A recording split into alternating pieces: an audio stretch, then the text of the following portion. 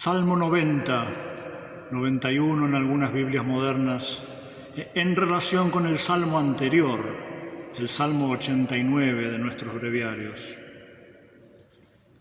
Dice así el padre Vesco, brevemente. En el Salmo anterior, el 89, oración de Moisés, así lleva por título, hay una especial configuración, detenimiento en lo que es el Antiguo Testamento, en la realidad del hombre que pide a Dios, pide, recuerdan la tradición de generación en generación, dice ese salmo, pide permanentemente un lugar de habitación para vivir, para que viva el pueblo santo, para que viva el mismo Moisés. Le pide la saciedad, se ve en la desgracia, palpa la cólera, la brevedad de la vida humana.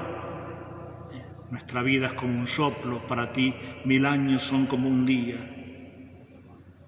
Domina, por supuesto, coexistiendo con el amor, con la fe y el amor, el temor de Dios, típico del Antiguo Testamento.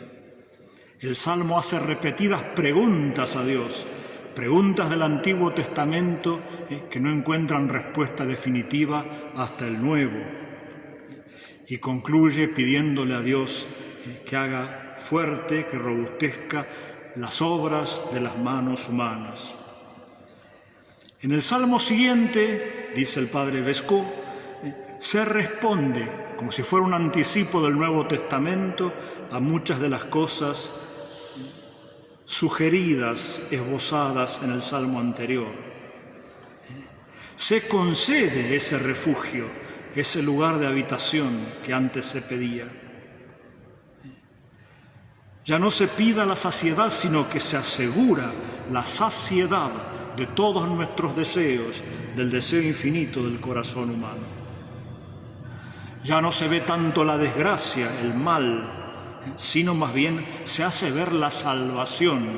Así concluye el Salmo que nos ocupa verdaderamente, el Salmo 90. Se hace referencia al conocimiento del nombre de forma plena, por supuesto, plenísimamente en el Mesías, como si fuera el cumplimiento acabado del conocimiento del nombre que Moisés quiso tener y tuvo de algún modo, pero en forma profética, incoada. En cuanto al nombre de Dios, en nuestro Salmo, en el 90, no solamente aparece el nombre revelado a Moisés en el Éxodo, el que es Adonai, sino también otros nombres premosaicos, como Elión, el Altísimo, Shaddai, el Poderoso, el Todopoderoso.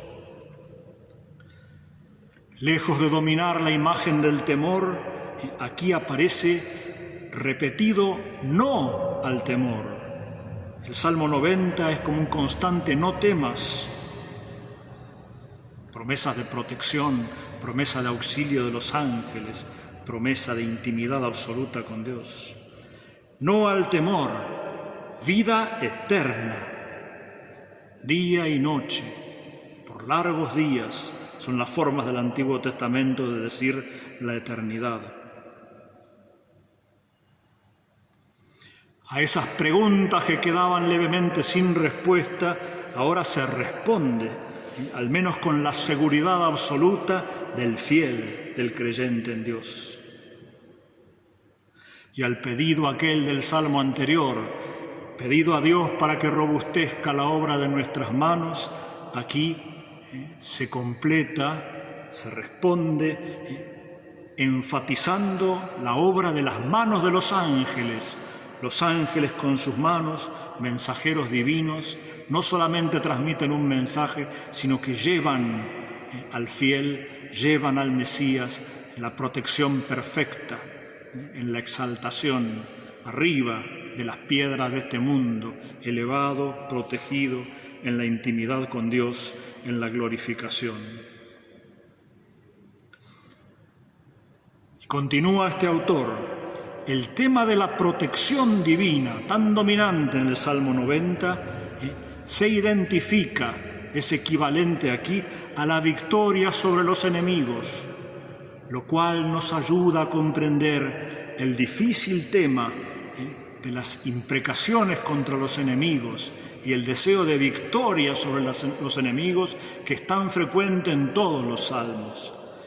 Se habla mucho de enemigos, se pide protección e incluso castigo a los enemigos porque eso equivale a la protección divina absoluta, al triunfo divino, al triunfo definitivo de la unión divina.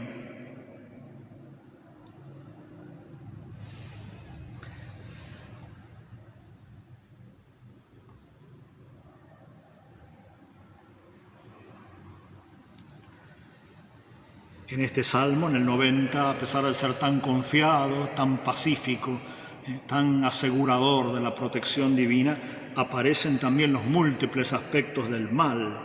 El Salmo 90, que es el que ahora nos ocupa, tiene un valor de exorcismo, dice Vesco.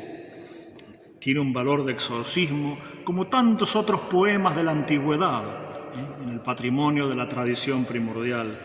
Exorcizar, expulsar al enemigo del género humano. Quizás tenía que ver también, no olvidemos que los creyentes, el pueblo de la antigua alianza, peregrinaba al templo varias veces al año por indicación expresa de la ley de Moisés. De algún modo estos peregrinos que llegaban al templo querían exorcizar a su vida, quedar absolutamente dominados y poseídos por la protección divina, lejos de todo pecado y de todo ataque del enemigo. En cuanto al tema de la salvación, salvación siempre, insisto, es el nombre de Jesús. Jesús significa Adonai, el que es salva, es salvador. Anota sobre este tema que tiene enorme parentesco con la parte central del libro de Isaías, con el libro de la consolación, donde el tema de la salvación, salus, en el sentido antiguo, salvación como sinónimo de salud, de integridad. Hay muchas convergencias con el libro de Isaías en su parte especialmente poética, en el centro del libro.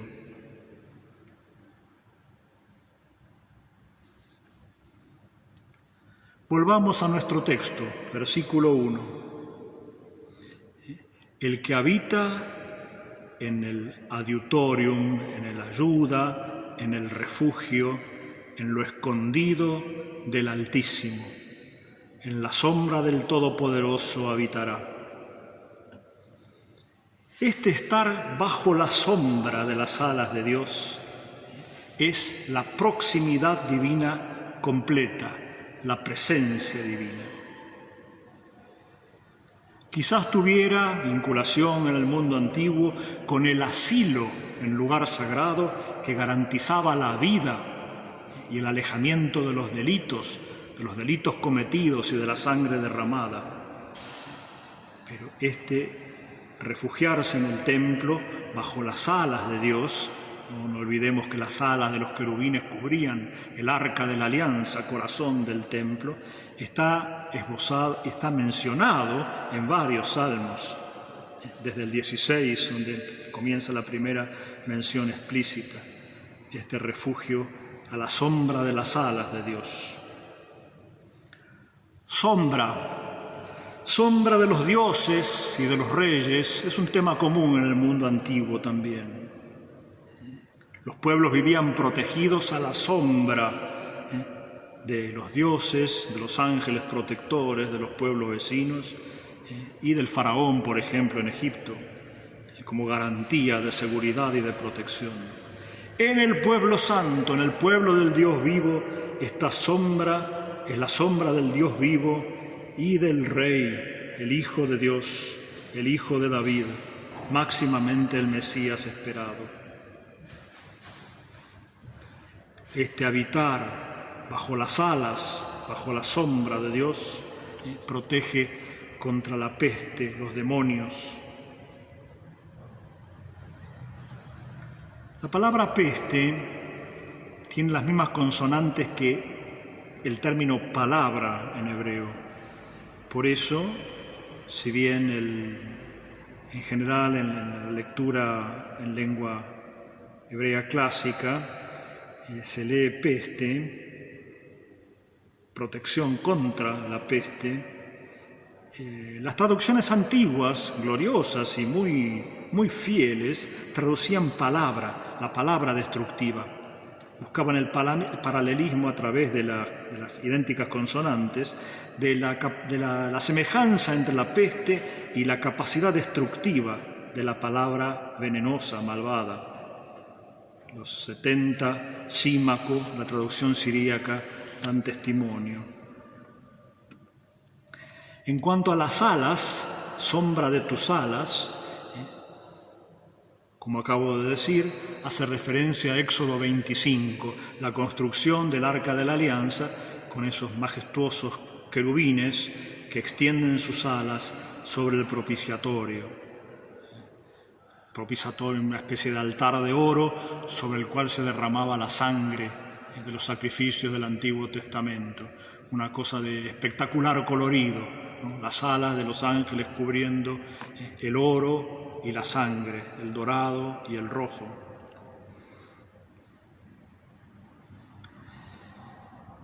Estos querubines con alas aparecen también, es una cosa, un patrimonio de la tradición primordial, aparecen en Asiria, a la entrada de los templos y de los palacios. Estamos entrando aquí en nuestro salmo a un templo-palacio del Dios vivo. Lo mismo en Egipto. Pero no solo en los países vecinos, también en la Sagrada Escritura se hace referencia a Dios como un águila con las alas extendidas. Dios, en lugares fundamentales del Antiguo Testamento, se compara al águila. El primero es Éxodo 19. Sabemos que en Éxodo 20 están los 10 mandamientos, la constitución del pueblo santo. En el capítulo anterior, que es como un preámbulo a esta constitución fundante, dice Dios: yo te he conducido a mí. Fijémonos en la pasividad de la acción humana. Es Dios el que ha conducido a los suyos hacia Él sobre las alas del águila. Éxodo 19.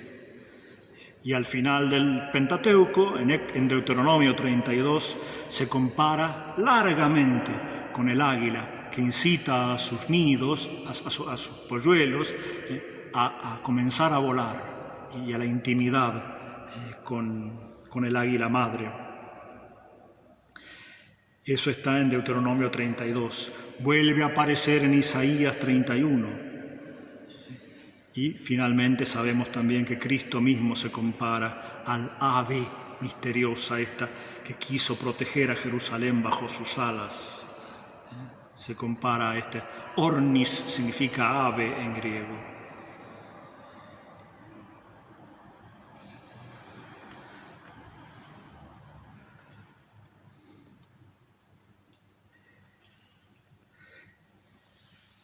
Va a haber mención de los ángeles, continuando este tema de Dios y sus querubines que extienden sus alas en forma protectora.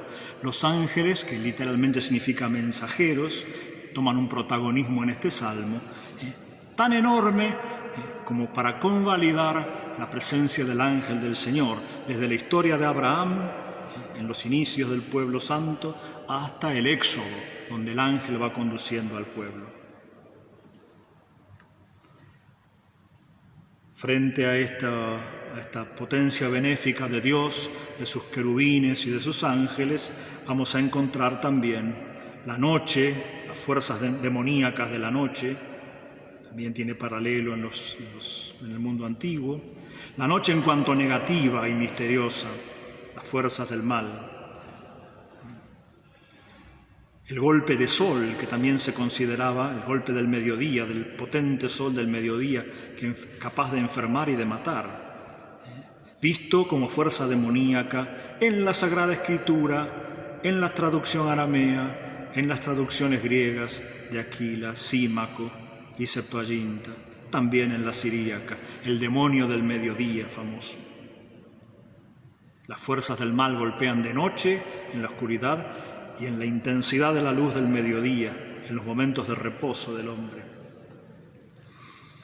También hay presencia de animales peligrosos que están mencionados.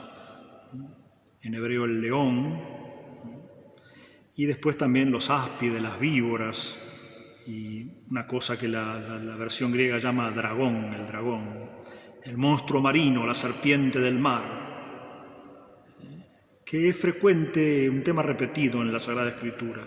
Existen pueblos vecinos también, pero en plenitud en la Sagrada Escritura inspirada y revelada por Dios. Fue creado por Dios, no es un Dios del mal. Creado por Dios en Génesis 1 y tocado el tema en Isaías 27, en el Salmo 73. Dios quiebra la cabeza, la famosa profecía del Mesías victorioso que aplasta la cabeza de la serpiente, también aplasta y rompe la cabeza de este dragón del mar. En Job también se trata el tema. Aparece en paralelo frecuentemente con el Leviatán y personifica, dice Vesco, todas las fuerzas del mal sobre las cuales se va a ejercer la victoria de Dios, todas las fuerzas del mal. La palabra que aquí se usa es tannim, que significa el dragón, el monstruo del mar, que aparece en paralelo, como ya dije, con Leviatán. Leviatán es de la palabra levi, que significa tortuoso, serpentear, ¿no? Y es entonces el enemigo principal, la personificación del mal. Dejamos entonces para la lectura siguiente los versículos finales con su lenguaje de enorme intimidad, verdadero lenguaje amoroso. Gloria al Padre y al Hijo y al Espíritu Santo, como era en un principio, ahora y siempre, por los siglos de los siglos.